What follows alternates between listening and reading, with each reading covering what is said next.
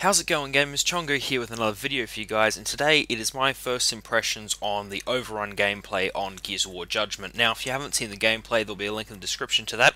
Anyway, let's get into it. Now, when people were playing Gears of War 3, they first, sort of like Beast Mode, but it was a bit iffy, and it was something you only ever played once or twice, and many people thought it would be awesome if Beast Mode and Horde were put together, and that's actually what they've done in Gears of War Judgment, although they have modified it a bit, because they said that when they tried to put them together it didn't really work out, which I suppose if you just glued two game types together it probably wouldn't end very well. So basically they've added this class-based system into Overrun for the COG, and basically how it works is there'll be an engineer, a scout, a soldier, and a medic, and each of them have their special abilities. So for example, the engineer is going to be repairing the fortifications and deploying auto turrets, and the scout's going to be able to climb sniper perches, so I'm guessing these little areas that no one else can get up to. And basically they can use this tag grenade thing, so basically they throw this thing and it'll do a little shield and it will tag anyone in that area. And the soldier has ammo boxes and starts with a boom shot, as well as I think a lancer. And the medic has this stim gas, which is a new thing, so basically if there's a massive fight going on you can throw this thing and it'll heal your teammates. And also they're able to revive teammates, so I don't know if that means they're going to make no one else can actually go and revive people, or how that's going to work. I guess we'll see. But for starters, I'm definitely liking this class system, because back in Gears of War 3 when you played just Horde, what would happen is everyone would rush to try and repair the same thing, and you'd just basically end up trying to beat your friends to revive something to get another level up or to get the highest turret and all that kind of stuff. It just didn't work very well, because it got really boring really quick, because one of your friends would have everything and then you'd just be sitting there doing nothing.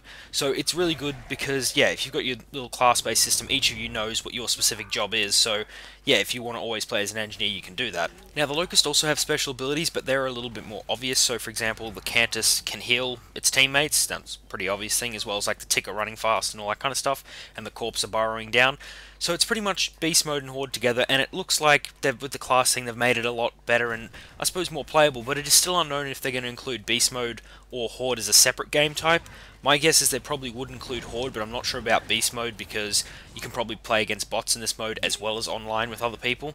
So yeah, it's going to be quite an interesting game mode, and hopefully it takes off and it's quite fun to, you know, verse people obviously playing as Locust and then COG and maybe switch after a round or something like that. Now, just recently they've announced that for Campaign they're using a new spawning system for enemies, so instead of constantly facing the same enemies each playthrough, they're going to actually determine how good your accuracy is, how good a player you are, and each playthrough of each section of the game could be vastly different depending if you're playing with, I don't know, all pros that are really good owning everything. Then you're going to get harder enemies and different types of enemies.